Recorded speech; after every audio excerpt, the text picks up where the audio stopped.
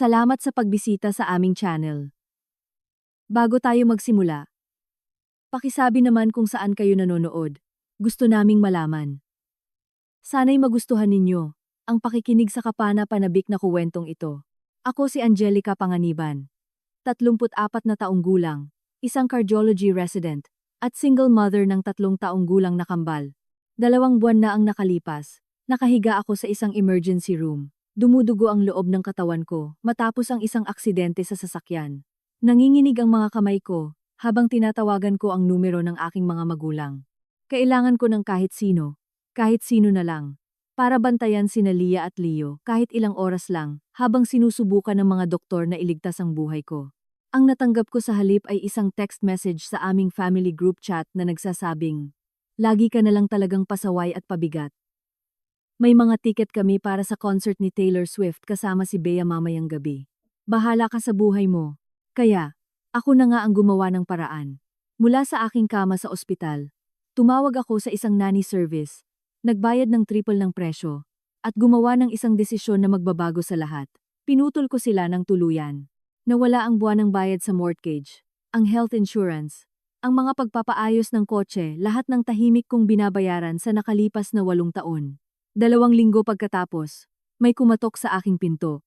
Bago ko sabihin kung sino ang nakatayo roon at kung ano ang sunod na nangyari, mangyaring mag-like at mag-subscribe, pero kung talagang nagustuhan nyo lang ang kuwentong ito, mag-iwan ng komento at ipaalam sa akin kung saan kayo nanonood at anong oras dyan. Gusto kong makakonekta sa inyong lahat.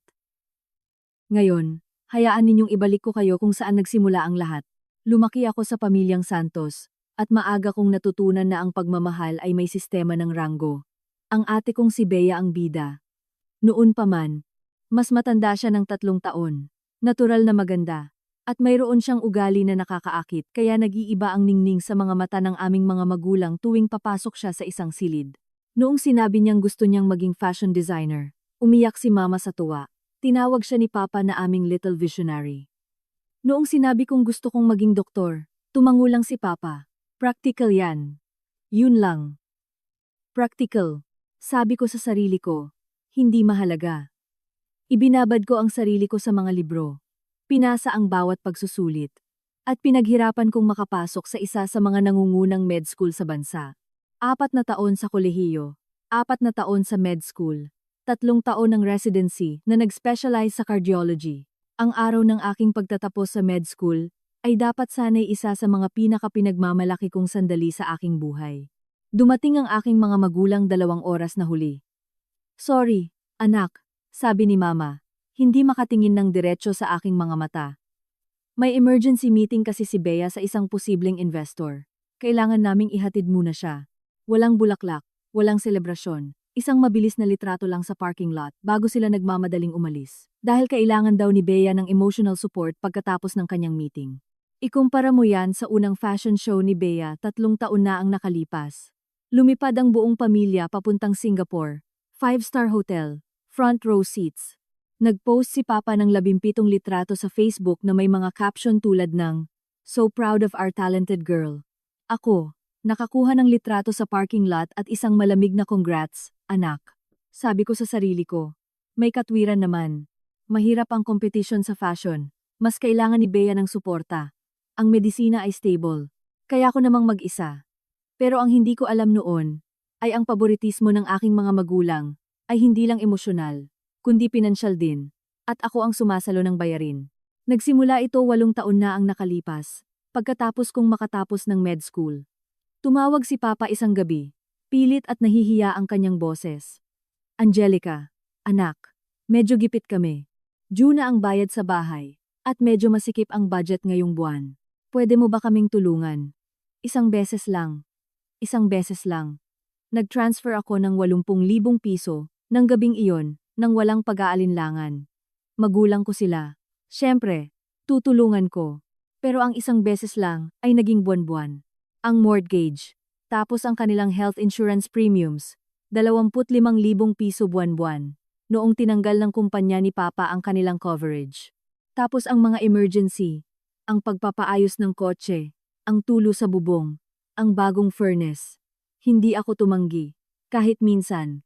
Noong nabuntis ako sa kambal, At iniwan ako ng kanilang ama noong ika-5 buwan ko. Tinawagan ko ang aking mga magulang mula sa ospital pagkatapos ng isang nakakatakot na pagdurugo. Takot na takot ako, mag-isa, desperado sa suporta. Naku, anak, gusto sana naming pumunta, sabi ni mama. Pero sobrang stress si Bea pagkatapos ng show niya sa Milan. Kailangan niya talaga kami ngayon. Hindi sila dumating. Hindi sa panganganak. Hindi sa unang buwan, kung kailan halos hindi ako natutulog. Nagpapasuso sa 2 sanggol habang nag-aaral para sa aking board exams. Pero tuloy-tuloy pa rin ang mga automatic transfer. 80,000 para sa mortgage, 25,000 para sa insurance, at kung ano pa ang kailangan nila. Gumawa ako ng spreadsheet. Hindi ko alam kung bakit. Siguro may bahagi sa akin na kailangang makita ito ng malinaw. Nakakalula ang mga numero. 8 taon. Higit sa 10 milyong piso. Humigit kumulang. Hindi ako humingi ng pasasalamat. Hindi ako umasa ng parada. Pero hindi ko rin inasahan na tawaging pabigat ng mga taong halos 1 dekada ko nang pinapasan. Darating ang pagtutuos. Hindi ko lang alam noon. Nangyari ang aksidente noong Martes ng gabi. Pauwi ako galing sa isang 16 oras na shift. Mabigat ang aking mga mata. Pero alisto naman ako. Naging berde ang ilaw. Pumasok ako sa intersection. Hindi ko nakita ang truck. Nag-red light ito. Takbong Osita. Tumama ang impact sa pinto sa gilid ko. Sumabog ang salamin. Umingit ang metal. Umikot ang mundo. Tapos nagdilim. Nagising ako sa isang ambulansya. Sakit na humahapdi sa aking tiyan. Isang pamilyar na mukha ang nasa itaas ko. Angelica. Angelica, naririnig mo ba ako? Si Dr. Marco Reyes. Emergency physician sa ospital ko. 2 taon na kaming magkatrabaho. Marco, mali ang labas ng boses ko. Mahina. Anong nangyayari? Naaksidente ka. Dadalhin ka na namin ngayon. Posibleng may internal bleeding. Kakailanganin mo ng operasyon. Operasyon. Ang salitang iyon ay parang pangalawang bangga. Ang mga anak ko. Hinawakan ko ang braso niya. Sina Lia at Leo. Kasama nila ang yaya. Aalis siya ng 8:00. Tiningnan ni Marco ang kanyang relo. 7:15 pa lang. 45 minuto. Mayroon akong 45 minuto para humanap ng magbabantay sa mga anak ko habang ooperahan ako ng mga doktor. Kinapa ko ang aking telepono na may nanginginig na kamay. Kumalat ang dugo sa screen habang hinahanap ko ang numero ng aking mga magulang. Nagring ito ng 4 na beses. Angelica. Naiinip ang boses ni Papa. Paalis na kami. Ano ba yun? Pa, kailangan ko ng tulong. Lumabas ang mga salita sa pagitan ng mga hingal dahil sa sakit. Naaksidente ako. Dinadala ako sa ospital. Operasyon. Pakiusap. Kailangan ko kayo ni Mama para bantayan ang kambal. Kahit ilang oras lang. Katahimikan sa linya. Tapos, teka lang. Narinig ko ang mga boses na hindi malinaw. Matinis at inis ang tono ni Mama. Ang tawa ni Bea sa background. Natahimik ang linya. Tapos, nag-vibrate ang telepono ko na may text notification. Family group chat. Mula kay Mama ang mensahe. Angelica, lagi ka na lang talagang pasaway. At pabigat. May mga ticket kami. Para sa concert ni Taylor Swift. Kasama si Bea mamayang gabi. Ilang buwan na naming plinano to. Bahala ka sa buhay mo. Binasa ko ito ng 2 beses, 3 beses. Hindi nagbago ang mga salita. Isang pangalawang mensahe ang lumitaw, mula kay Papa. Doktor ka. Sanay ka sa mga ospital. Huwag mo nang palakihin pa to. Tapos, si Bea. Hindi mga salita. Isang tumatawang emoji lang. Yun lang yon. Yun lang ang halaga ko sa kanila. Isang tumatawang emoji, habang nakahiga akong duguan, sa isang ambulansya. Nakatingin sa akin si Marco. Hindi ko napansin na nakikita pala niya ang screen ko hanggang sa nagsalita siya. Angelica. Maingat ang kanyang boses. Anong sabi nila? Hindi ako makasagot. May nabasag sa loob ko. At hindi lang yon dahil sa internal bleeding. Kailangan ko ng phone. Bulong ko. Phone na may internet. Malapit ng malobat, yung sa akin. Ibinigay niya ang sa kanya ng walang tanong. Nag-Google ako ng mga emergency nanny services. Nakahanap ng isa na may 24-hour availability. Tumawag, ipinaliwanag ang sitwasyon sa maikli at propesyonal na mga pangungusap. Oo, Magbabayad ako ng triple. Oo, ibibigay ko ang contact ng yaya para sa mga instruksyon. Oo, pinahintulutan ko ang bayad agad-agad. Natapos ito sa loob ng 4 na minuto. Nakatingin pa rin sa akin si Marco. Nang ibalik ko ang kanyang telepono, wala siyang sinabi. Hindi na kailangan.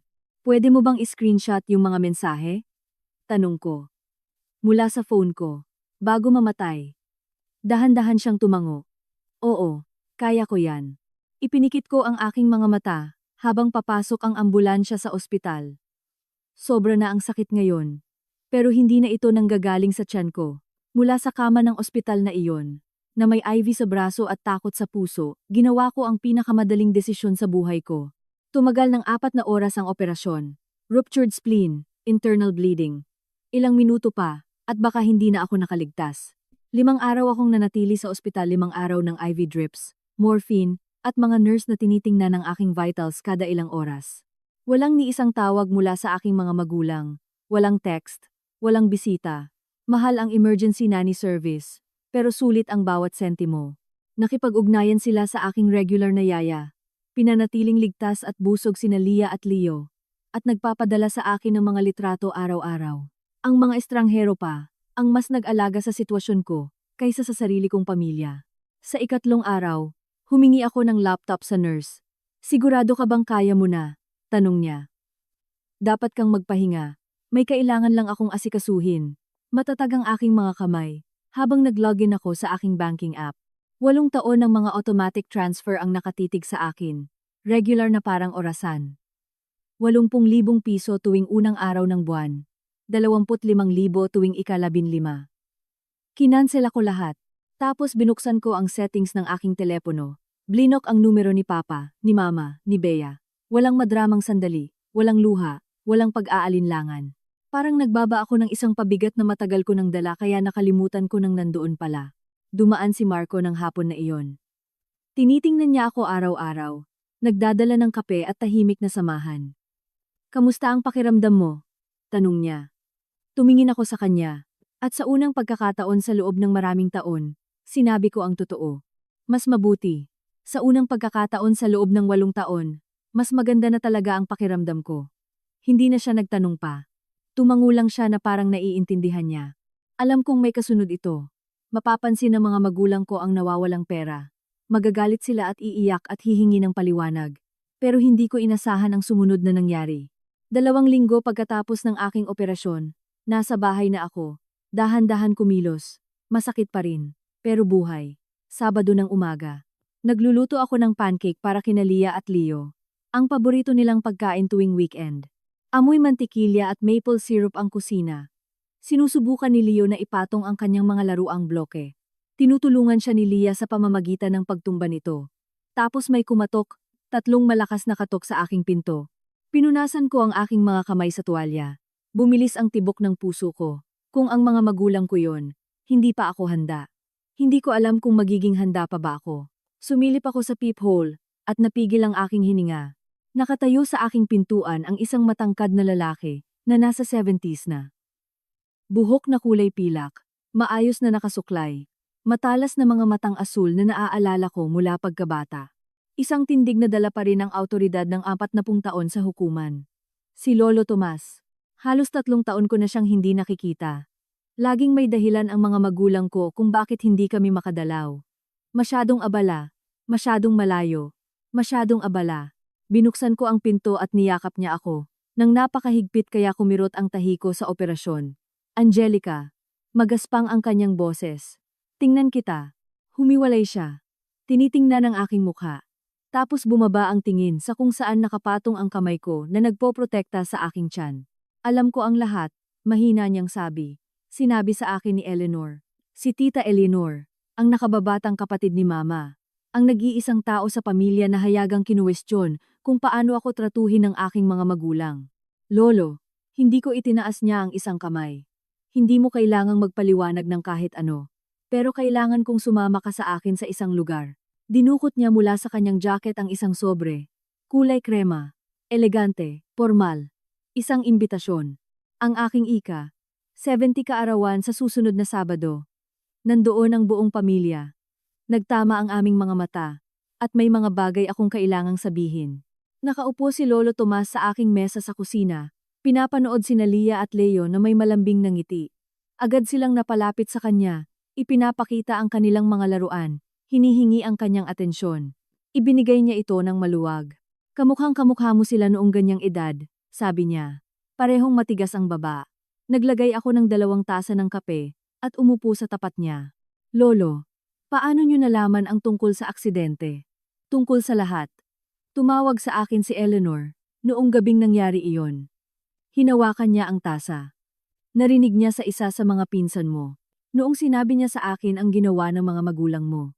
Huminto siya, tumigas ang kanyang panga. Pinanood ko ito sa loob ng maraming taon, Angelica.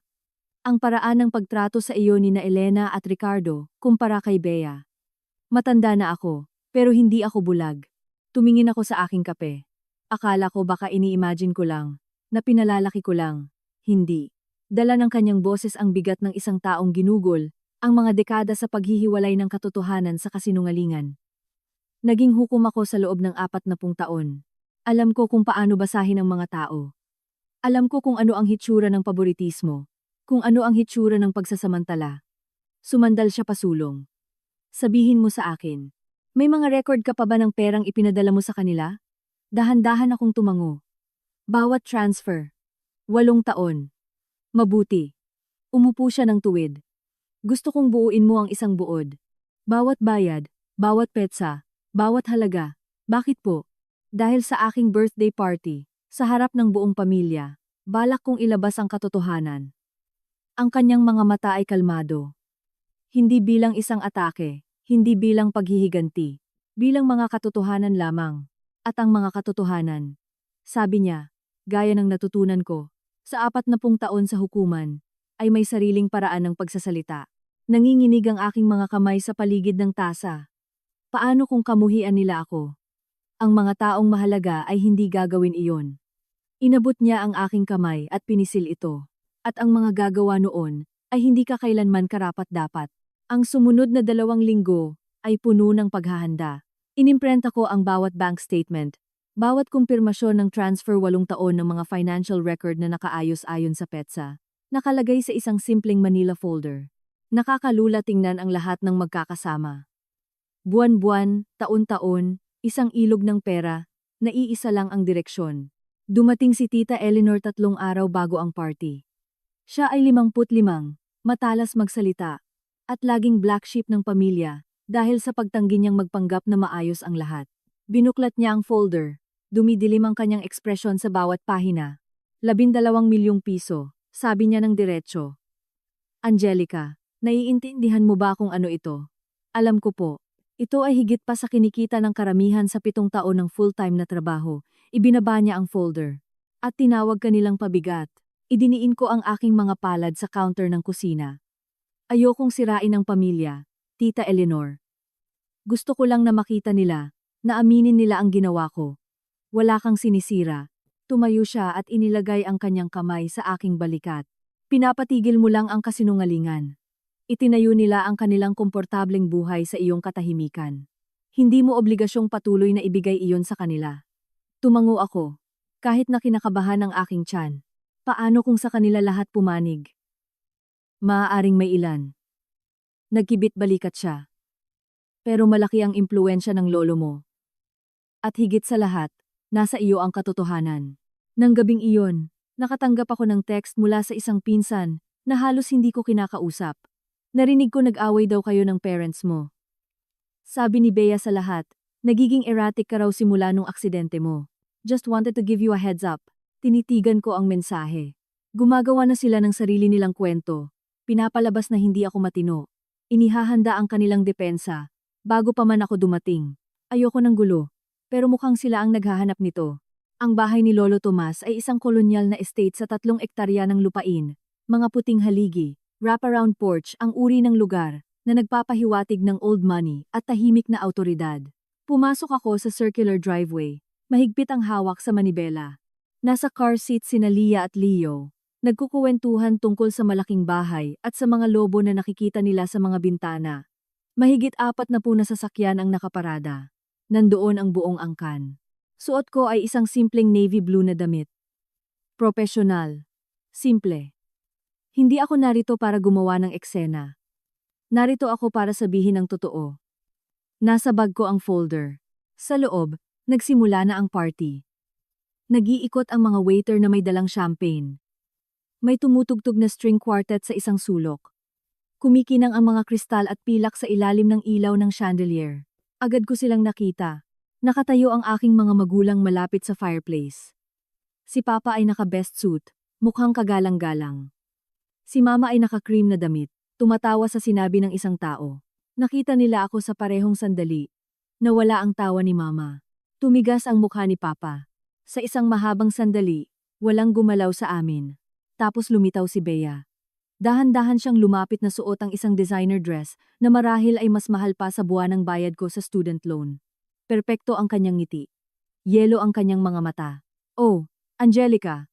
Hinalikan niya ako sa pisngi. Nakarating ka. Narinig namin ang tungkol sa aksidente mo. Sana walang seryoso. Tinitigan ko siya ng diretsyo. Ruptured spleen at internal bleeding. Muntik na akong mamatay. Kumurap ang kanyang ngiti. Sabi ni Mama, fender bender lang daw. Wala si Mama doon. Inilipat ko si Leo sa kabilang balakang ko. Wala kayo doon. Nabasag ang composure ni Bea sa isang segundo. Tapos bumawi siya. Tinapik ang braso ko na may peking simpatya. Well, mukha ka namang maayos na ngayon. Yun ang mahalaga. Lumayo siya. Pero naramdaman ko ang unang dagundong ng kulog. Simula pa lang ito. Dumating ang atake 30 minuto sa party. Kumukuha ako ng fruit punch para sa kambal. Nang marinig ko ang boses ni Bea, sinadyang lakasan para marinig sa buong kwarto. Nag-aalala talaga ako kay Angelica, honestly. Kausap niya ang isang grupo ng mga tita at pinsan malapit sa dessert table. Talagang naapektuhan siya ng aksidente. Kung ano-anong kakaibang bagay na ang sinasabi niya. Bigla na lang niyang pinutol ang komunikasyon kina Mama at Papa, nang walang dahilan. Nakatakikod pa rin ako. Pero bawat salita ay parang maliit na patalim. Sumali si Mama. Pinupunasan ang kanyang mga mata ng panyo. Sinubukan na namin lahat. Mga tawag. Text. Ayaw niyang sumagot. Tingin ko nagkakaroon siya ng breakdown. Kawawa naman. Bulong ng isang tao. Lagi naman siyang sensitibo. Dagdag ni Bea. Naaalala niyo ba kung gaano siya kadramatic noong teenager pa siya? Tingin ko masyado na siyang na-stress sa pagiging single mom. Naramdaman ko ang mga matang nakatingin sa akin. Mga tingin ng awa. Mga bulong ng pag-aalala. Wala akong sinabi. Ibinigay ko lang ang baso ng juice ni Leo at hinaplos ang buhok ni Lia. Lumitaw si Tita Eleanor sa tabi ko. Mahina at galit ang kanyang boses. 1 linggo na silang nagkakalat. Tinatawagan ang mga kamag-anak. Nagtatanim ng duda. Alam nilang may darating. At sinusubukan kanilang siraan muna. Alam ko. Okay ka lang. Tumingin ako sa kabilang dulo ng kwarto. Sa lolo ko. Pinapanood niya ang eksena na may ekspresyong hindi mabasa. Isang baso ng whiskey sa kanyang kamay. Binigyan niya ako ng isang maliit na tango. Okay lang ako. Sabi ko kay Eleanor. Hayaan mo silang magsalita. Biglang tumahimik ang kwarto. May kumalansing sa isang baso. Tumayo si Lolo Tomas mula sa kanyang upuan. Sa edad na 70, kaya pa rin niyang kunin ang atensyon ng lahat. Tulad ng hukom na siya sa loob ng 4 na dekada. Bawat mata sa kwarto ay nakatutok sa kanya. Bago tayo magpatuloy sa kasiyahan, sabi niya, malinaw ang kanyang boses. May ilang bagay akong gustong sabihin. Nagbago ang hangin. Ito na yon. Sige, kailangan kong huminto sandali dito.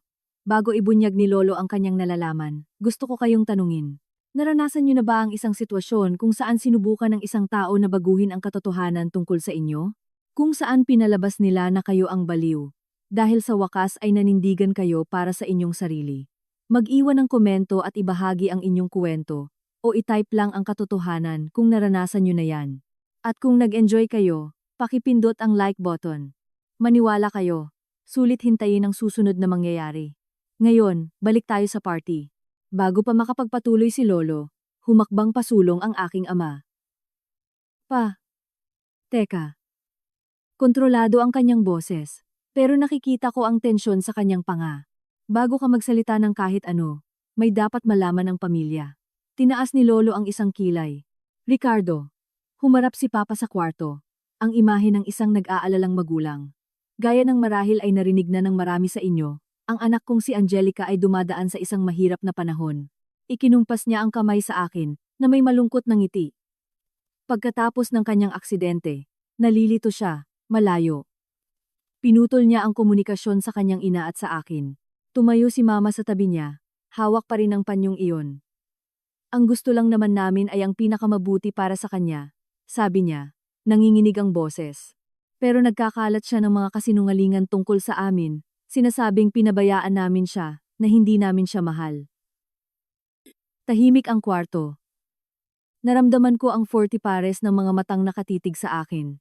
Sinubukan naming maging pasensyoso, pagpapatuloy ni Papa. Pero nakakadurog ng puso. Ibinigay namin sa batang yan ang lahat. Lahat. Sumingit si Bea mula sa kabilang dulo. Sinasabi pa niya na tumanggi kaming tulungan siya noong naaksidente siya, na hindi naman totoo. Siguro may hindi lang pagkakaunawaan. Isang tao malapit sa akin ang bumulong ng may simpatiya. Kawawa naman sila. Nanatili akong nakatayo, tulala. Isinubsob ni Lia ang kanyang mukha sa leeg ko, nararamdaman ang tensyon. Angelica, isang tiyahin na halos hindi ko kilala ang lumapit sa akin. Anak, okay ka lang ba? Nag-aalala na ang mga magulang mo. Binuksan ko ang aking bibig para sumagot, pero walang salitang lumabas. Tapos, ang boses ni Lolo Tomas ay dumaan sa kwarto, na parang martilyo ng hukom. Tapos ka na ba, Ricardo? Mahinahon ang tanong, pero narinig ng bawat isa sa kwarto ang bakal sa ilalim nito. Nawala ang kumpiyansa sa mukha ni Papa. Iniisip ko lang na dapat malaman ng pamilya. Dapat malaman ng pamilya ang katotohanan, putol ni Lolo. At balak kong ibigay iyon sa kanila. Naglakad si Lolo Tomas sa gitna ng kwarto. Sinusukat ang bawat hakbang. Sinasadya ang lakad ng isang taong namuno sa daan-daang kaso, at hindi kailanman nawalan ng kontrol sa kanyang korte. Nakinig ako sa iyong mga alalahanin, Ricardo, sabi niya. Elena, Bea, nagpinta kayo ng isang napakalinaw na larawan ng isang problemadong dalaga na tumalikod sa kanyang mapagmahal na pamilya. Huminto siya, hinayaang lumutang ang mga salita. Ngayon, gusto kong magtanong ng ilang bagay. Hindi mapakali si Papa. Pa, sa tingin ko hindi ito ang tamang lugar. Ito mismo ang tamang lugar. Hindi tumaas ang boses ni Lolo, pero tumigas ito. Pamilya ito, at dapat malaman ng mga pamilya ang katotohanan tungkol sa isa't isa. Humarap siya sa aking ama. Ricardo, isang simpleng tanong. Sino ang nagbabayad ng mortgage sa bahay ninyo sa nakalipas na 8 taon? Nawala ang kulay sa mukha ni Papa. Ano? Ang mortgage ninyo?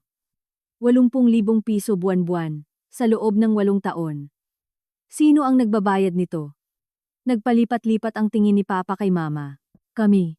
Kami ang nagbabayad ng sarili naming mortgage. Talaga ba? Dinukot ni Lolo mula sa kanyang jacket ang isang folder. Ang folder ko. Dahil mayroon ako ritong kumpletong record ng mga bank transfer mula sa account ni Angelica papunta sa inyong mortgage company, buwan-buwan sa loob ng 96 na sunod-sunod na buwan. Isang bulungan ang kumalat sa kwarto. Hindi. Hindi pagkakaunawaan lang yan. Nauutal na sabi ni Mama. Nag-alok si Angelica. Hindi kami humingi. Hindi ko sinasabing tinutukan ninyo siya ng baril. Kalmadong sabi ni Lolo. Sinasabi ko lang ang mga katotohanan. Binuksan niya ang folder. Hayaan ninyong ibahagi ko ang ilang numero sa pamilya. Sa tingin ko'y makikita nilang nakakaliwanag ito. Sa kabilang dulo, namutla si Bea.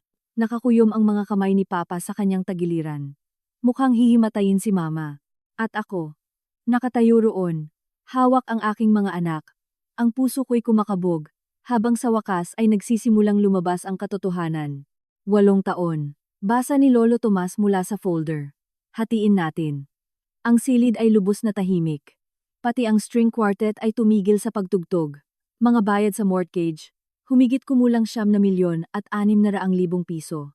Tumingin siya. Iyan ang bahay na tinitirhan ni na Ricardo at Elena. Ang bahay na sinasabi nilang sila mismo ang nagbabayad. May isang napasinghap. Mga premium sa health insurance. 2,400,000 piso. Noong tinanggal ng kumpanya ni Ricardo ang kanilang coverage, si Angelica ang sumalo ng bayarin. Binuklat niya ang isang pahina. Mga pagpapaayos ng kotse, pagpapanatili ng bahay, mga gastusing pang-emergency, humigit kumulang 2 milyong piso. Isa pang pahina. Mga regalong pera at suportang pinansyal para sa mga fashion venture ni Bea, 600,000 piso. Isinara niya ang folder. Kabuuan, halos 15 milyong piso, humigit kumulang. Nakabibingi ang katahimikan. Humakbang pasulong si Tita Eleanor. Para sa inyong kaalaman, lahat kayo, iyan ay higit pa sa kinikita ng karamihan sa 10 taon ng full-time na trabaho. Ginawa ito ni Angelica habang tinatapos ang kanyang medical residency at nagpapalaki ng kambal na sanggol ng mag-isa. Nag-alok siya, basag ang boses ni Mama. Hindi namin siya pinilit. Walang nagsabing pinilit ninyo siya, sagot ni Lolo. Pero nagtataka ako. Sa 8 taon na pagtanggap ng suportang iyon, ilang beses kayong nagsabi ng salamat? Walang sagot. Ilang beses ninyo siyang binisita sa ospital, pagkatapos niyang ipanganak ang kambal? Wala pa ring imik. Ilang beses kayong dumating para sa kanya? Nagsimulang umiyak ang aking ina. Hindi ang delikadong, simpatetikong luha kanina. Tunay na hagulgol. Akala namin okay lang siya, sabi ni Papa, hungkag ang boses. Hindi naman siya nagrereklamo. Lagi niyang kinakaya. Kinaya niya, ulit ni Lolo. Dahil kailangan. Dahil tinuruan ninyo siya, na hindi mahalaga ang kanyang mga pangangailangan. Isang tiyuhin sa likod ang umiling. Diyos ko! Ricardo! 15 milyon. At tinawag mo siyang pabigat. Napapiksi si Papa na parang sinampal. Pero hindi pa tapos si Lolo. May isa pa akong bagay na dapat marinig ng pamilya, sabi ni Lolo. Kinuha niya ang kanyang telepono. Inayos ang kanyang salamin sa pagbasa. 2 buwan na ang nakalipas. Naaksidente si Angelica sa sasakyan, isang malubhang aksidente. Dumudugo ang loob ng kanyang katawan at isinusugod siya para sa emergency surgery. Mula sa ambulansya, tinawagan niya ang kanyang mga magulang. Ang kanyang mga anak ay nasa bahay kasama ang isang yaya na malapit nang umalis. Kailangan niya nang magbabantay sa kanila ng ilang oras. Huminto siya, diretsyong nakatingin sa aking mga magulang. Ito ang text message na natanggap niya bilang tugon. Mula kay Elena, babasahin ko ito ng eksakto. Tumikhim siya. Angelica, lagi ka na lang talagang pasaway at pabigat. May mga tiket kami para sa concert ni Taylor Swift kasama si Bea mamayang gabi. Bahala ka sa buhay mo. Nagkagulo ang kwarto. Diyos ko po, bulong ng isang tao. Hindi. Kinukuha mo sa maling konteksto, desperadong sabi ni Bea. Walang konteksto, sigaw ni Tita Eleanor, na magiging katanggap-tanggap ang pag-abandona sa iyong anak sa gitna ng isang medical emergency. Hindi namin alam na seryoso, sigaw ni Papa. Nagtanong ba kayo? Putol ng boses ni Lolo sa kaguluhan. Tinawagan niyo ba siya pabalik? Pumunta ba kayo sa ospital? Katahimikan. Ang sagot, para sa mga nagtataka, ay hindi, hindi, at hindi. Isang babae, nakilala kong malayong pinsan ang lumayo. Mula sa aking mga magulang, puno ng pandidiri ang kanyang mukha. Sumunod ang ilan pa. Humahagulgol na ngayon ang aking ina. Hindi ko naman sinasadya yon. Naiinis lang ako. Hindi ko akalain. Hindi mo akalain na maaaring mamatay ang iyong anak. Pagtatapos ni Lolo, dahil hindi mo naman siya inisip kailanman. Humarap siya sa kwarto. Hindi ko hinihiling na humusga ang sinuman. Inilalatag ko lang ang mga katotohanan. Kung ano ang gagawin ninyo sa mga ito, ay nasa sa inyo na. Tumingin siya sa akin sa wakas. Malambing ang kanyang mga mata. Angelica, may gusto ka bang sabihin? Hindi ko plinano na magsalita. Pumunta ako rito na inaasahang si Lolo ang bahala sa lahat. Nahahayaan ang mga katotohanan na magsalita, habang tahimik akong nakatayo sa tagumpay. Pero habang tinitingnan ko ang paligid ang umiiyak kong ina, ang tulala kong ama, ang gumuho ng imahe ng aking kapatid, napagtanto kong mayroon akong gustong sabihin. Ibinigay ko si Leo kay Tita Eleanor at humakbang pasulong. Hindi ako pumunta rito para maghiganti. Mas matatag ang boses ko kaysa sa inaasahan ko. Pumunta ako rito dahil inimbitahan ako ni Lolo. At dahil sa loob ng 34 na taon, nabuhay ako sa isang bersyon ng aking pamilya na hindi totoo. Isang bersyon kung saan ako ang malakas, ang maaasahan, ang hindi nangangailangan ng kahit ano. Tumingin ako sa aking mga magulang. Naniwala ako sa inyo noong sinabi ninyong mas kailangan ni Bea ng suporta dahil mas mahirap ang kanyang industriya. Noong sinabi ninyong kaya kong mag-isa, naniwala ako. At sinubukan kong maging kung ano ang kailangan ninyo sa akin. Isang luha ang dumaloy sa aking pisngi, pero hindi ko ito pinunasan. Pero nang gabing iyon sa ambulansya, duguan at takot na takot, sa wakas ay naintindihan ko. Hindi ako malakas para sa inyo. Kumbinyente ako. Hindi ako maaasahan. Mapagsasamantalahan ako. At gaano man karami ang ibigay ko, hinding-hindi ito magiging sapat para makita ninyo ako sa paraan na nakikita ninyo siya. Ilang kamag-anak ang lumapit sa akin. Hinawakan ng isang tiyahin ang aking braso. Tumango ang isang pinsan na may luha sa mga mata. Nagsimulang magsalita ang aking ama. Angelica, kami, hindi pa ako tapos. Tumigil siya. Hindi ko kayo kinamumuhian. Mahina kong sabi. Pero hindi ko na kayang magpanggap na okay lang ito. Hindi ko na kayang bilhin ang pagmamahal. Na dapat sana'y libre. Isang tiyuhin sa kabilang dulo ang humarap sa aking ama. Paano mo nagawa to? Ricardo. Sa buong panahong ito, nabubuhay ka sa pera ng anak mo, habang tinatrato mo siyang parang wala lang. Nagsisimula ng bumaliktad ang panig. Nararamdaman ko. So, ano ngayon? Desperado ang boses ni Papa. Ipinahiya mo kami sa harap ng buong pamilya. Masaya ka na. Dahan-dahan akong umiling.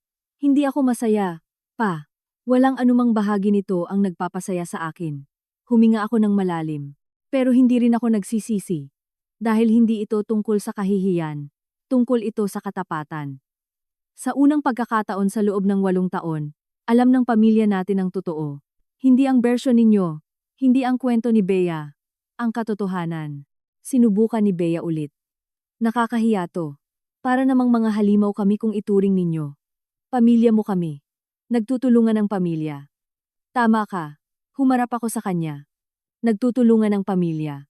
Kaya, nasaan ka noong buntis ako at mag-isa? Nasaan ka noong nag-aalaga ako ng mga bagong silang na sanggol, habang nag-aaral para sa boards? Nasaan ka noong halos mamatay ako sa ambulansya? Wala siyang maisagot. Tumingin ako pabalik sa aking mga magulang. Mula ngayon, hindi na ako magpapadala ng pera. Hindi dahil hindi ko kaya, kundi dahil ang suportang pinansyal ay dapat isang regalo, hindi obligasyon. At dapat itong dumaloy, sa magkabilang direksyon, sa isang pamilyang tunay, na nagmamalasakit sa isa't isa. Inabot ako ni Mama. Angelica, pakiusap. Hindi ko rin kayo pinuputol ng tuluyan, pagpapatuloy ko. Pero kailangan ko ng espasyo. Tunay na espasyo, hindi ilang linggo ng panunumbat na susundan ng pagbabalik sa dati. Kailangan kong pag-isipan ninyo talaga ang ginawa ninyo.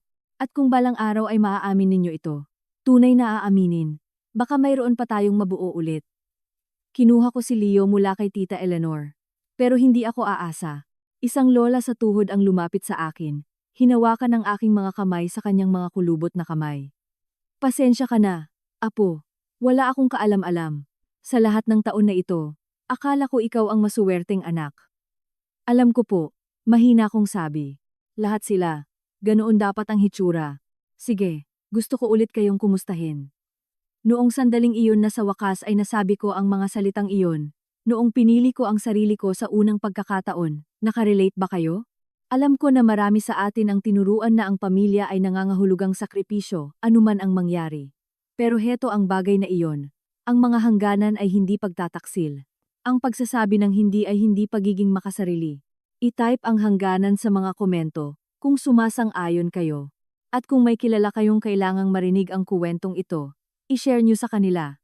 Ngayon, tingnan natin kung ano ang nangyari pagkatapos. Maagang umalis sa party ang aking mga magulang. Walang pumigil sa kanila, walang nagpaalam. Inalalayan ni Papa si Mama papunta sa kotse, habang humahagulgol siya sa kanyang balikat. Sumunod si Bea na nakayuko, ayaw makipagtinginan sa kahit sino.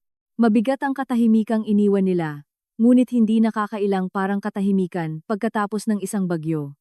Sa mga sumunod na araw, mabilis ang naging epekto. Walang tigil ang pag-vibrate ng aking telepono, sa mga mensahe mula sa mga kamag-anak. Mga pinsan na halos hindi ko nakausap sa loob ng maraming taon, ay nag-abot para humingi ng tawad. Ang mga tiyuhin at tiyahin, na laging naniniwala sa kwento ng aking mga magulang, tungkol sa perpektong pamilya, ay muling sinusuri ang lahat. Akala ko talaga ikaw ang mahirap pakisamahan. Text sa akin ni Pinsan Rachel. Pinalabas ni Bea, na ikaw ang lumayo ng walang dahilan. Sobrang sorry ako at naniwala ako sa kanya. Ang family group chat, kung saan ko natanggap ang mapanirang mensaheng iyon, ay natahimik. Pagkatapos, tuluyan itong binura. Higit sa lahat, ang aking mga magulang ay tahimik na hindi na isama sa mga pagtitipon ng pamilya. Noong 40th birthday ng pinsan kong si Michael 3 linggo pagkatapos, hindi sila inimbitahan. Noong nag-host si Tita Eleanor ng Easter brunch, wala ang kanilang mga pangalan sa listahan. Walang formal na anunsyo. Walang namili ng panig. Sila ay simpleng hindi na welcome. Tumawag ang aking ina mula sa isang bagong numero 2 linggo pagkatapos ng party. Hinayaan kong mapunta ito sa voicemail. Angelica, pakiusap. Kailangan nating mag-usap. Pinalaki lang lahat ng ito. Wasak na wasak ang iyong ama. Wasak na wasak ako. Hindi ba natin pwedeng kalimutan na lang ito? Pinakinggan ko ito isang beses. Pagkatapos ay binura ko. Ang pagpapatawad ay hindi isang reset button. Alam ko na ngayon, ito ay isang pagpapalaya para sa akin, hindi para sa kanila. At hindi pa ako handang magpalaya ng kahit ano. Pero ang mga epektong pinansyal, nagsisimula pa lang iyon. 3 buwan pagkatapos ng party, nakatanggap ako ng tawag mula kay Tita Eleanor. Ibebenta nila ang bahay. Ibinaba ko ang aking tasa ng kape. Ano? Ang mga magulang mo. Inilagay nila ang bahay sa merkado noong nakaraang linggo. Ang balita ay hindi na nila kayang bayaran ang mortgage. Dapat may naramdaman ako. Kasiyahan. Tagumpay. Siguro kahit guilt.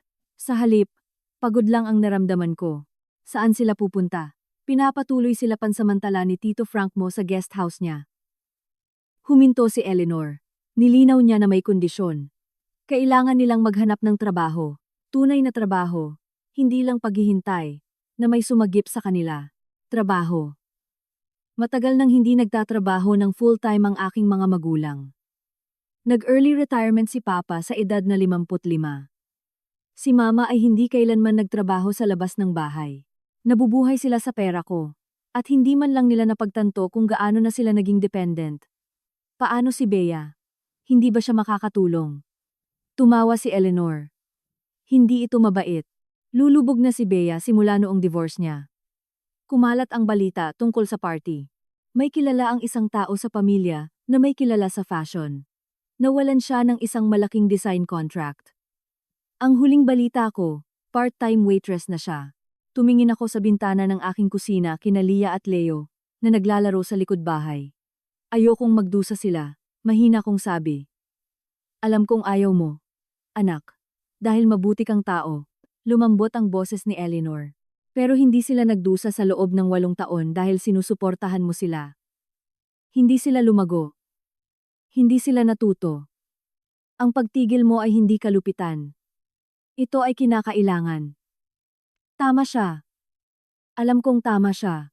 Nang gabing iyon, umupo ako kasama ang aking bagong budget. Ang 105,000 piso, na dati kong ipinapadala sa aking mga magulang buwan-buwan, ay napunta na ngayon sa isang college fund para sa kambal.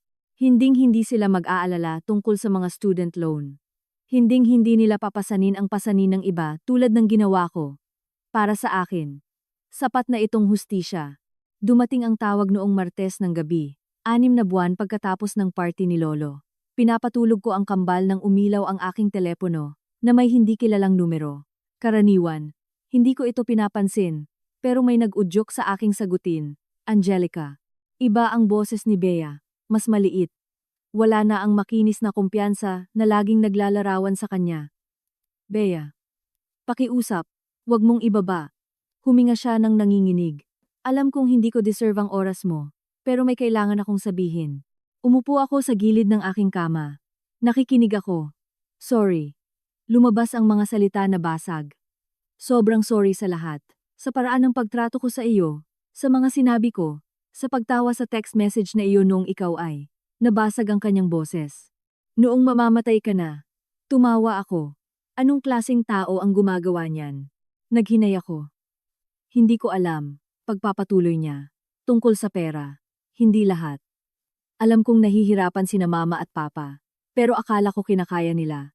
Hindi ko napagtanto na ikaw pala iyon. Sa loob ng 8 taon.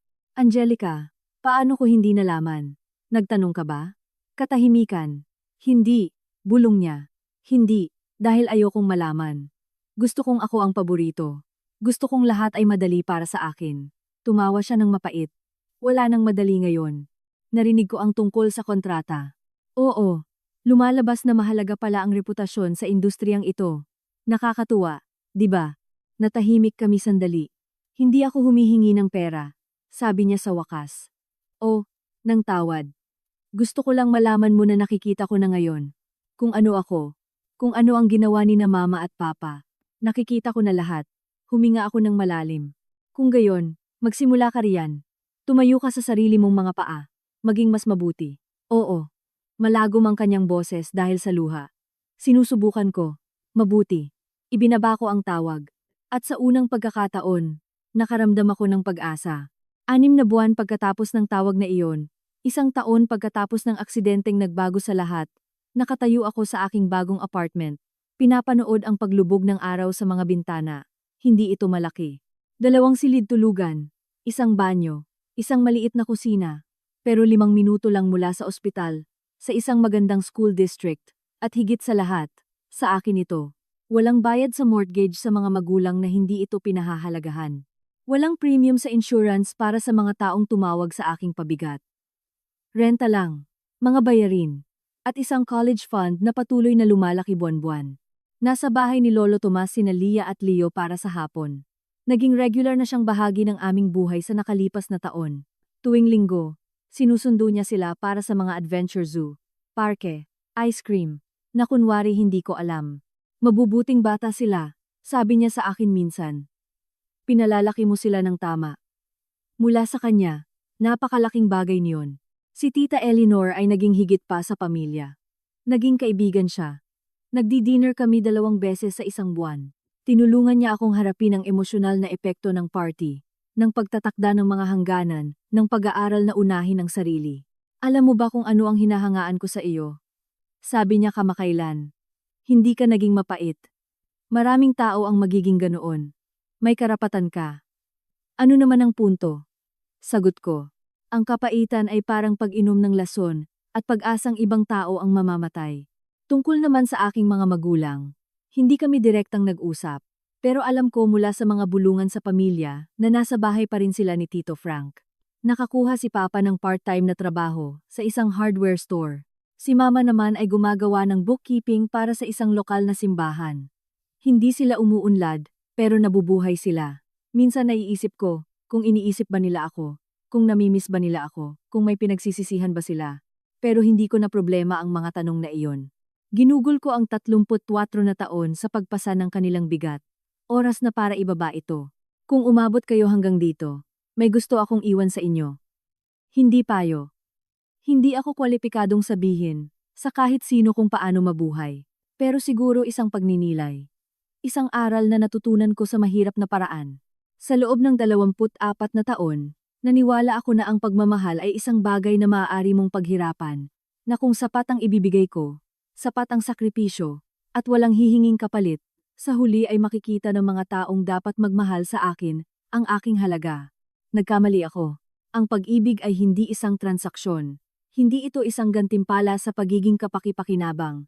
At walang halaga ng pera, oras, o enerhiya, ang makakabili ng isang bagay, na dapat ay malayang ibinigay, mula sa simula. Ang pamilya ko ngayon si Lolo Tomas, si Tita Eleanor, mga kaibigan tulad ni Marco, na dumating noong wala ang sarili kong mga magulang. Hindi nila ako minahal dahil sa kung ano ang maibibigay ko. Minahal nila ako dahil sa kung sino ako. Iyon ang pagkakaiba. At kinailangan ko pang halos mamatay sa isang operating table para maintindihan iyon. Hindi ko alam kung ano ang susunod na mangyayari sa aking mga magulang. Baka balang araw, tunay silang magbago. Baka lumapit sila na may tunay na pagsisisi, handang bumuo ng isang bagay na totoo. Kung mangyari iyon, pag-iisipan ko. Pero hindi ako maghihintay. Hindi ko huhubugin ang aking buhay sa pag-asa ng isang bagay na baka hindi na dumating. Akin na ang buhay ko ngayon. Ang aking enerhiya. Ang aking mga yaman. Ang aking pagmamahal. At kung ang mga taong nagpalaki sa iyo ay tinatawag na pagtataksil ang iyong paggalang sa sarili, baka hindi nila kailanman naging karapat-dapat ang iyong katapatan. Sa sinumang nagpapasa ng isang bigat, na hindi naman sa kanila, okay lang na ibaba iyan. Okay lang na piliin ang sarili. Hindi ka makasarili. Hindi ka walang utang na loob. Hindi ka pabigat. Malaya ka na sa wakas. Maraming salamat sa pananatili sa akin sa kuwentong ito. Kung nakarelate kayo, pakipindot ang like button at mag-subscribe. Malaking bagay iyon sa akin. Gusto kong marinig mula sa inyo. Naranasan niyo na bang magtakda ng hangganan sa pamilya? Paano nito binago ang inyong buhay? I-drop ang inyong mga saloobin sa mga komento. At kung gusto niyo pa ng mga kwentong tulad nito, mga kwento tungkol sa paninindigan para sa sarili at paghahanap ng iyong boses, tingnan ang video sa description. Sa tingin ko'y magugustuhan ninyo. Hanggang sa susunod, alagaan ninyo ang inyong sarili. Deserve nyo yan.